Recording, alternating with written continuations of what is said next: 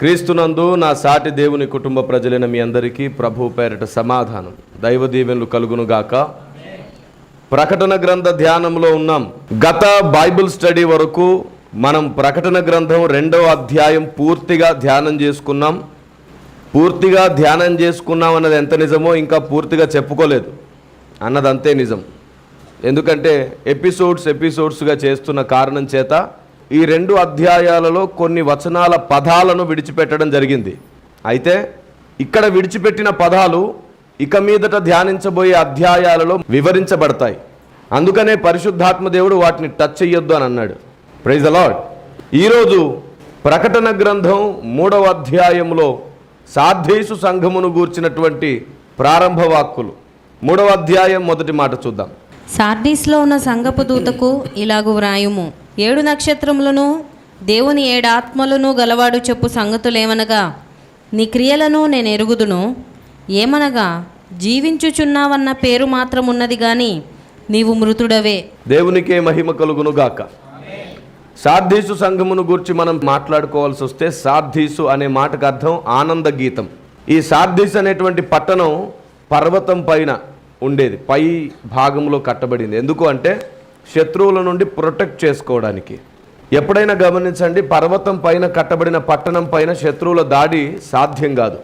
ఎందుకంటే వీరు కింద నుంచి పైకి ఎక్కేలోపు పైనుంచి వాళ్ళు బండరాళ్ళు త్రోసి చంపేస్తారు, బాణాలు విసిరి చంపేస్తారు, ఎలాగైనా చంపొచ్చు.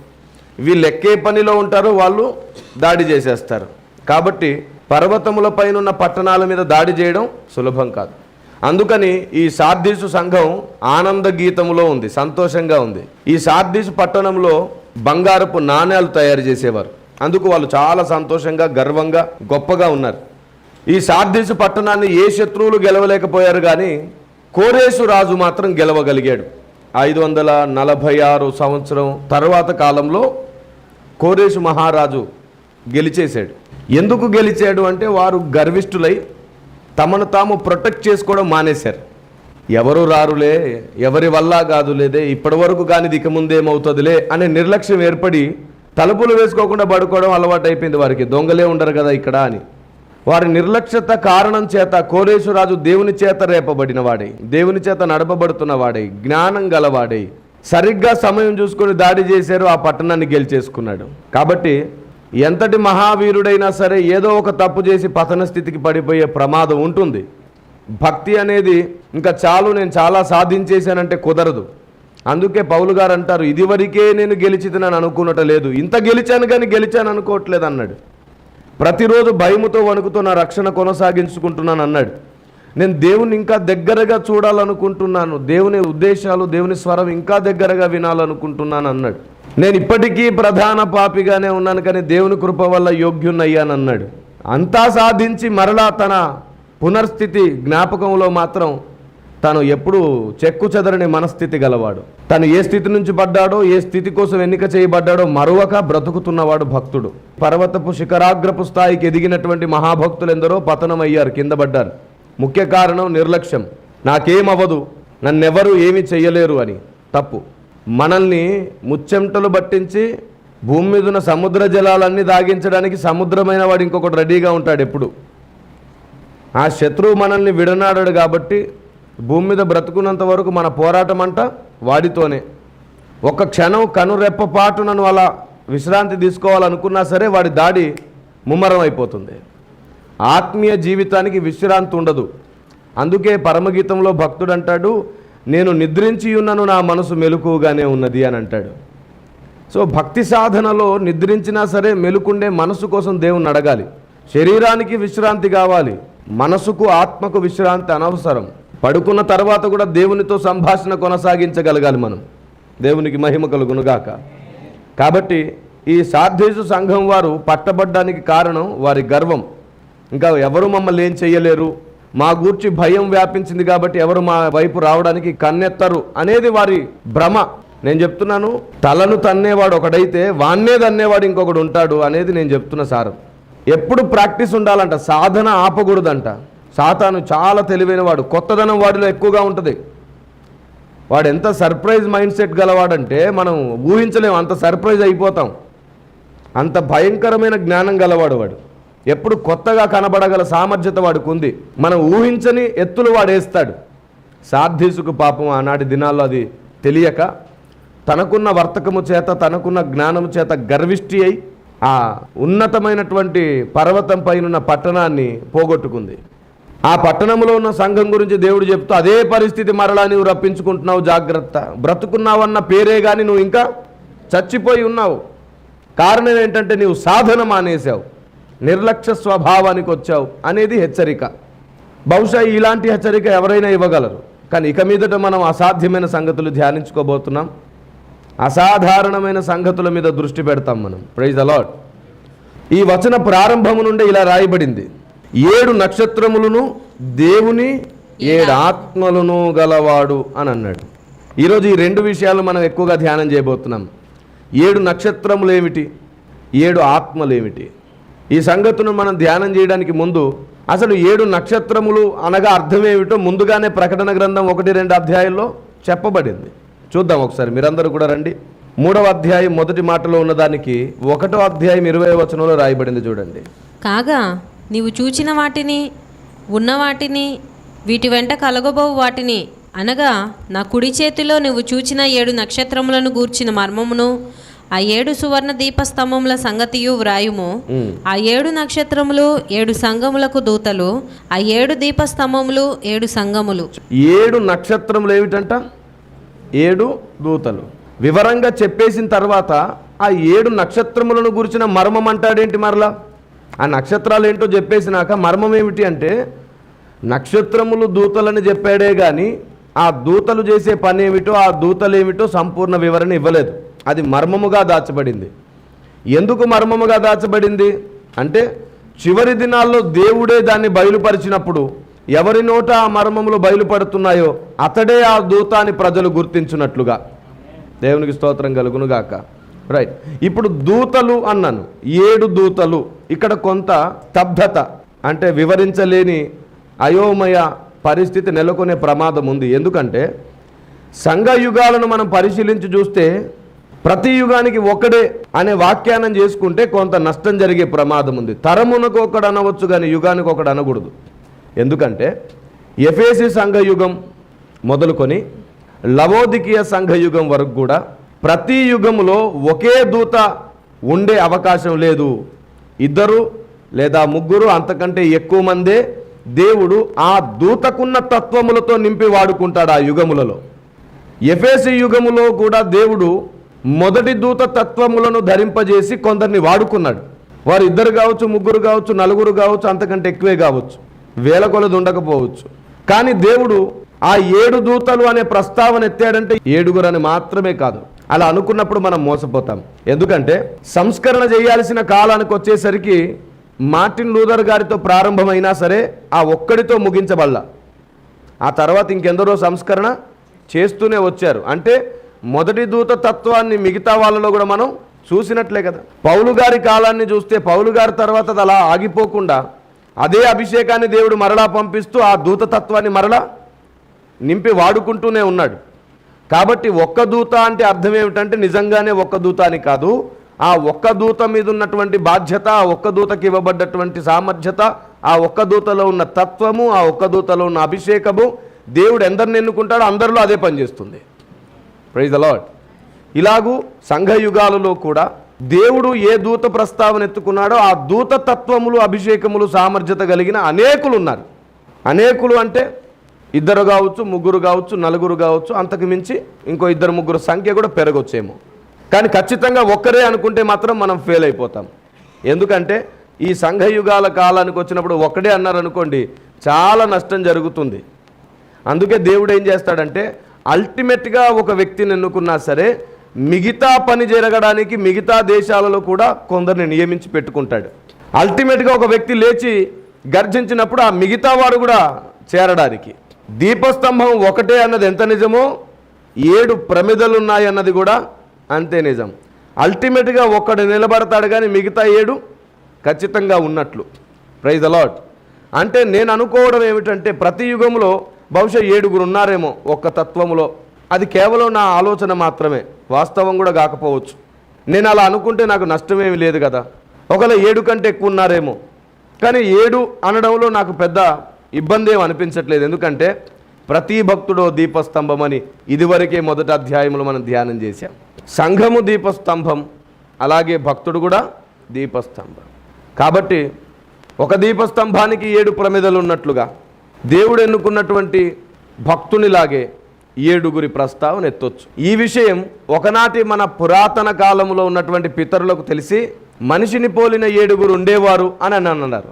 మన పితరులకు కూడా ఈ మర్మం తెలుసు, కానీ ఇప్పుడు నేను చెప్పే మర్మం తెలియదు.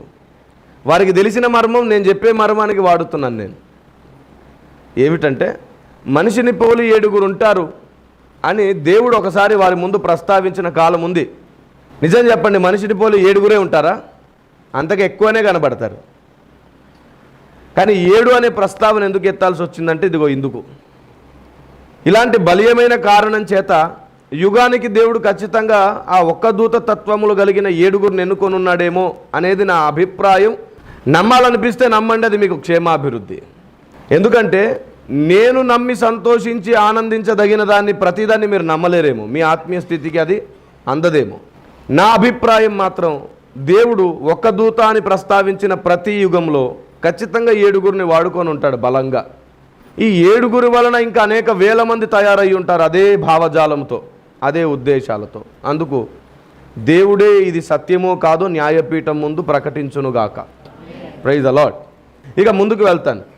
కాబట్టి దేవుని చేతుల్లో ఉన్న 7 నక్షత్రములు మర్మము ఏమిటంటే 7 అంటే ఖచ్చితంగా 7 కాదు, 2, 3, 4, 5 ఇలా ఎంతైనా వేసుకోగలిగే ప్రతి సంఘయుగంలో కొందరిని దేవుడు వాడుకున్నాడు.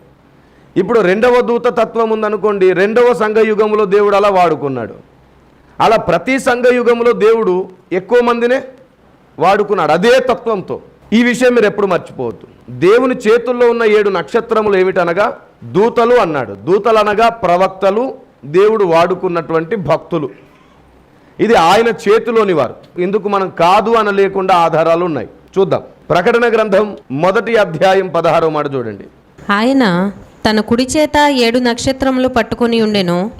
ఆయన నోటి నుండి 2 అంచులు గల వాడి అయిన ఖడ్గమొకటి బయలువెడలుచుండెను. చాలు. ఈ వచనాన్ని మనం ధ్యానం చేసిన ఆ ఎపిసోడ్లో ఏమని మాట్లాడుకున్నాం?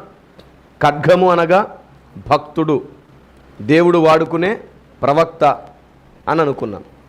నక్షత్రముల ప్రస్తావన వచ్చింది కాబట్టి నేను ఈ ప్రస్తావన చెప్తున్నాను. నక్షత్రం అయ్యున్న భక్తుడే ఖడ్గం, ఖడ్గమే నక్షత్రం అని ఆ ఎపిసోడ్ ముగించడం జరిగింది.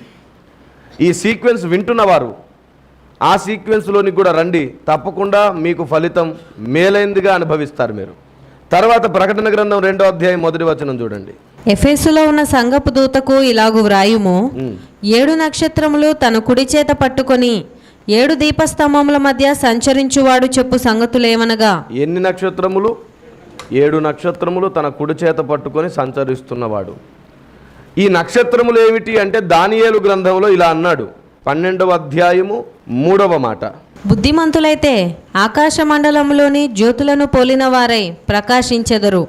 నీతి మార్గమును అనుసరించి నడుచుకున్నట్లు ఎవరు అనేకులను త్రిప్పుదురో వారు నక్షత్రముల వలె నిరంతరమును ప్రకాశించెదరు. దేవునికి మహిమ కలుగునుగాక. కాబట్టి భక్త శ్రేష్ఠులు నక్షత్రములతో పోల్చబడ్డారు అనేది ఖచ్చితమైన వాస్తవం. ఆమేన్. కొత్త నిబంధన గ్రంథంలో చూస్తే ఫిలిప్పీలకు రాసిన పత్రిక 2వ అధ్యాయం 16వ మాట చూడండి. అట్టి జనము మధ్యను మీరు జీవవాక్యమును చేతపట్టుకుని లోకమందు జ్యోతుల వలె కనబడుచున్నారు. కాబట్టి భక్తులు జ్యోతుల వలె ఉన్నారు. సో ఆయన చేతుల్లో ఉన్న నక్షత్రములు 7 అనే ప్రస్తావన వచ్చింది. మరి చాలామంది భక్తులు నక్షత్రాలు అన్నప్పుడు ఈ 7లోకే వచ్చేస్తారా అందరూ అంటే కాదు. దేవుడు సంఘాలను దిద్ది సరిచేసి పునాదులు వేసి కట్టడానికి ఎన్నుకున్న 7 ప్రత్యేక నక్షత్రాలు వేరు. ప్రతి నక్షత్రము మరలా 7గా మల్టిప్లై అవుతుంది, అది వేరు. అందరూ ఆ నక్షత్రమే కాదు. భక్త శ్రేష్ఠులందరూ నక్షత్రము అంటే దేవుని చేతిలో నక్షత్రాలు కాదు. ఆకాశమందలి భక్త శ్రేష్ఠ నక్షత్రాలు చాలామందిగా ఉంటారు. ఆకాశమందలి నక్షత్రములను ఎందుకు పోల్చారు అనేది కూడా నేను ఈరోజు చెప్పాలనుకుంటున్నాను. ఆకాశమందలి నక్షత్రములు అనే ప్రస్తావన ఎందుకు ఎత్తారంటే, వారు భూమి మీద ఉన్నప్పుడు మాత్రమే నక్షత్రాలు కాదు, ఎత్తబడి సంఘముగా మార్చబడిన తర్వాత కూడా విశ్వ ప్రపంచములన్నిటిలో కూడా వారే నక్షత్రాలు అవుతారు. ఆ నక్షత్రము వెలుగుకి వారు దేవుని వైపు వస్తారు, దేవుని జ్ఞానం వైపు వస్తారు. క్రీస్తు జనించినప్పుడు నక్షత్రం జ్ఞానులను క్రీస్తు దగ్గరికి నడిపినట్లుగా ఇక్కడ దేవుని నక్షత్రమైన భక్తులు పరలోకములో ఇదివరకే ఉన్న ప్రధానులు, దేవదూతలు, అధికారులైనటువంటి ఆ జ్ఞానులను దేవుని అసలు జ్ఞానం వైపు నడిపించడానికి దేవుని చిత్తానుసారమైన మర్మము చేత నింపబడే నక్షత్రాలు అక్కడ కూడా ఆకాశమందు నక్షత్రం. ఇది తెలియక చాలామంది ఏమనుకున్నారంటే చనిపోయిన వాళ్ళు నక్షత్రాలు అవుతారని చెప్పి పిల్లలకు కథలు చెప్పారు. అంటే మన దేశానికి ముందే తెలుసు అన్నమాట, చనిపోయిన భక్త శ్రేష్ఠులు నక్షత్రాలు అవుతారని. దేవునికి స్తోత్రం. అరే మేరా భారత్ మహాన్ అని చెప్పకుండా ఎట్లుంటారండి?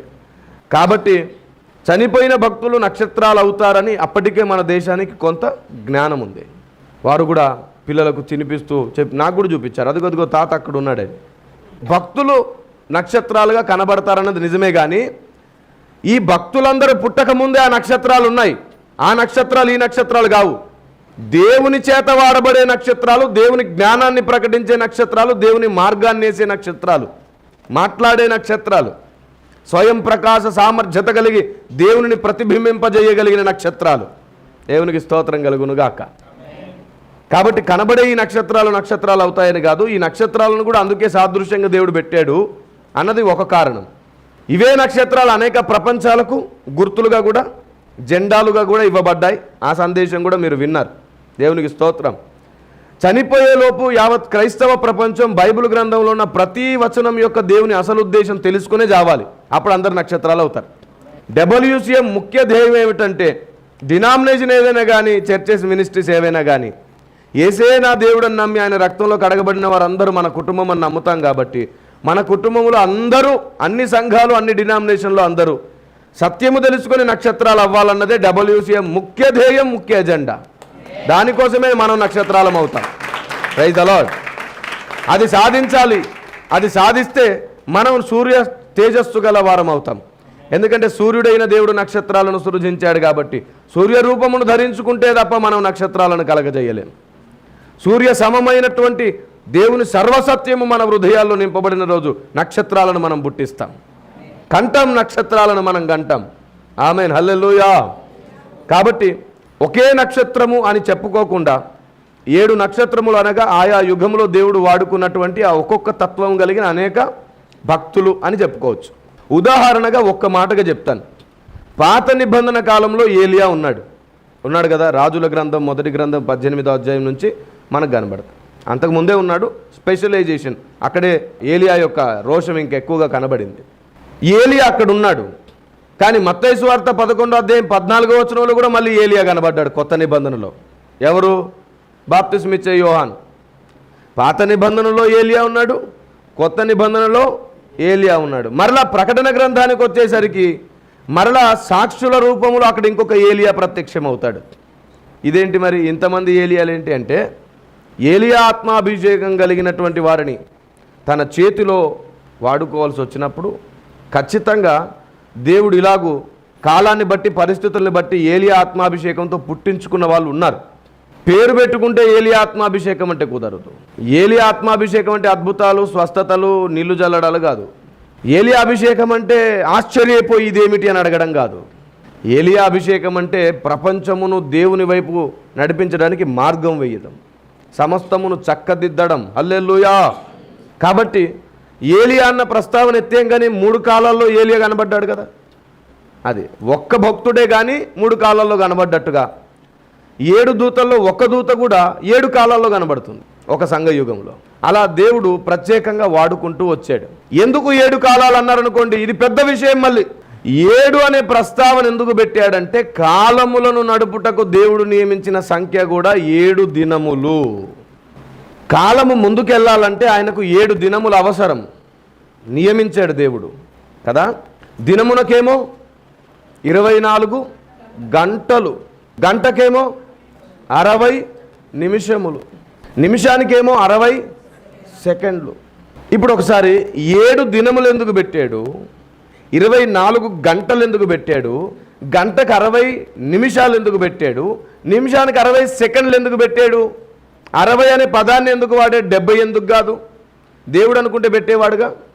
ప్రకృతే తనకు తాను ఇంత అందంగా, ఇంత క్రమంగా, తెలివిగా డిజైన్ అయిందనుకునే శాస్త్రజ్ఞులను ఏమని చెప్పాలి దేవుడు లేడంటుంటే? దేవుడు లేడు అని సైన్స్ తెలుసుకొని దేవుడు లేడు అంటున్నారు. అసలు దేవుడు ఉన్నాడని నమ్మిన వాళ్ళు కనిపెట్టిన సైన్స్ పట్టుకొని దేవుడు లేడు అంటున్నారు వీళ్ళు. అంతే కదా. ఐన్స్టీన్ ఎవరు? క్రిస్టియన్, క్రైస్తవుడు. ఐన్స్టీన్ని మించిన శాస్త్రజ్ఞుడు ఉన్నాడా? ఇప్పుడు ఐన్స్టీన్ సూత్రాలు పట్టుకొని మళ్ళీ దేవుడు అంటున్నారు వీళ్ళు. ఐన్స్టీన్ ఏమో దేవుడు ఉన్నాడని అన్ని సూత్రాలు కనిపెట్టాడు. ఎడిసన్ బైబుల్ చదివి నేను కనుగొన్నాను అన్నాడు బల్బ్ని కదా. అందరూ బైబుల్ చదువుకొని దేవుడున్నాడని నమ్ముకొని కొన్ని తెలుసుకుంటూ కనుగొంటుంటే వాళ్ళు కనుక్కున్న సైన్స్ అంతా వీళ్ళు నేర్చుకొని దేవుడు లేడు అనేస్తున్నారు. రెండో విషయం కూడా చెప్తాను ఏమిటంటే, అపార్థం అవ్వాలన్నా అపార్థం చేసుకోవాలన్నా భక్తుని దగ్గర ఓ స్కేల్ ఉంటుంది. అదంతా సాతాన్ని డైవర్ట్ చేయడానికే అవుతుంది. అసలు మీరు లాజిక్గా ఆలోచించండి. వాక్యాన్ని, ప్రతి వచనాన్ని ఇంత లోతుగా ఆలోచించేవాడు, ప్రతి వ్యక్తి మనసు దేవుని మనసుగా మార్చాలనుకున్నవాడు తన మనసును ఎంత భద్రపరచుకోగలడు? ఆలోచించారు ఎప్పుడైనా? అప్పుడు అర్థమైద్దరే వెర్రివాడులాగా ప్రవర్తించాడు కానీ వెర్రోడు కాదు. సాతాను దాడి చేస్తుంటే దావీదు కూడా ఏం చేశాడు అని వెర్రోడులాగా చేశాడు. చేయలా? భక్తునిలో వెర్రితనం, భక్తునిలో తెలివి తక్కువతనం అది మీ అందరికంటే గొప్పదే. మనుష్య జ్ఞానం కంటే జ్ఞానం కలదు. అది నిరూపణ రోజున మీకు భక్తుడిని రీచ్ అవ్వడం కూడా కష్టం. అంటే సమీపించడానికి తేజస్సులోని దేవుణ్ణి చూడడం ఎంత కష్టమవుద్దో, భక్తుని ముందు మరలా ఒక మాట దేవజాటడం కూడా అంత కష్టం అవుతుంది. దేవునికి స్తోత్రం కలుగునుగాక. కాబట్టి శాస్త్రజ్ఞులందరూ కూడా దేవుడు లేడనడం వాళ్ళ మూర్ఖత్వం, తెలివి తక్కువతనం. 7 రోజులు ఎందుకు, 24 గంటలు ఎందుకు, 60 నిమిషాలు ఎందుకు, 60 సెకండ్లు ఎందుకు కూడా వచ్చే వారం చెప్పుకుంటూ 7 నక్షత్రముల మర్మమును ఇంకా కొద్దిగా చెప్పుకొని 7 ఆత్మలను గూర్చి కూడా చెప్పుకునే ప్రయత్నం వచ్చే వారం చేద్దాం. అప్పటి వరకు దేవుడు మీకు ఆలోచన ఇచ్చి మిమ్మల్ని నడిపించి మీ మనోనేత్రములను వెలిగించి మీ మనసులో తారా స్థాయి జ్ఞానాన్ని నింపి మిమ్మల్ని కూడా క్రిస్మస్ తారా మర్మం వలె దేవుడు ఆకాశ నక్షత్రములుగా మార్చునుగాక. ప్రార్థన చేసుకుందామండి. మంచి దేవా నీకు వందనాలు, పరిశుద్ధ దేవా నీకు వందనాలు. ఈ భయంకరమైన ప్రపంచంలో, అపాయకరమైన ఈ కాలములలో మీరు ప్రతి అడుగు నేర్పించి ప్రతి ఆలోచన చెప్పి నడిపిస్తున్నారు. దేవా నీకు మహిమ కలగాలి, నీకు మహిమ కలగాలి. నీవు చెప్పింది చేయడమే, చేయవలసింది చేయడమే, వ్యూహాత్మకంగా మేము అడుగులు వేయడమే మా భక్తి జీవితానికి బలమైన పునాది అని మేము నేర్చుకున్నామయ్యా. మమ్మల్ని మేము నీ చేతికి, నీ అధికారానికి అప్పగించేసుకుంటున్నాం. మమ్మల్ని ఏలండి. దినదినం మా అందరినీ ఒక్క మనసుగా మార్చండి, ఒక్క ఆలోచనగా మార్చండి. నీ ఉద్దేశములను తుదముట్టించేదాకా ఒక్క మనిషిగా పోరాటం చేసి గెలుతుముగాక. యేసు పేరట ప్రార్థన చేస్తున్నాం తండ్రి.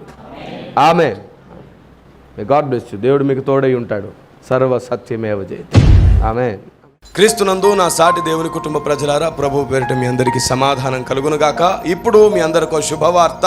గుడివాడ బేతవోల్ వాటర్ ట్యాంక్ పక్క వీధిలో ఉన్నటువంటి WCM చర్చ్లో మీ అందరి కోసం ఉదయకాలపు ఆరాధన ప్రారంభించడం జరిగింది. ప్రతి ఆదివారం ఉదయం 7 గంటల నుంచి 9 గంటల వరకు మొదటి ఆరాధన, ఉదయం 9:30 నుండి 12:30 గంటల వరకు రెండవ ఆరాధన, సాయంత్రం 6 గంటల నుండి 8:30 గంటల వరకు తమిర్షి గ్రామంలో మూడవ ఆరాధన జరుగుతుంది. అద్భుతమైన స్తుతి ఆరాధన, వాక్య ధ్యానము, ప్రభు శరీరము రక్తము తిని త్రాగే అనుభవంలోనికి, దేవుని నియమంలో సాగిపోయే అద్భుతమైన ఘట్టంలోనికి మిమ్మల్ని ఆహ్వానిస్తున్నాను. అత్యంత త్వరలో మా హిందీ ఆరాధన, ఇంగ్లీష్ ఆరాధనలు కూడా ప్రారంభించబడబోతున్నాయి. ప్రార్థన చేయండి, పాల్గొనండి. వాక్యం లేక ఇబ్బంది పడుతున్న వారులారా, ఏ మందిరానికి వెళ్ళలేక ఇబ్బంది పడుతున్న వారులారా, మీకు స్వాగతం. దేవుడు మీ అందరికీ తోడై ఉండును గాక. God bless you.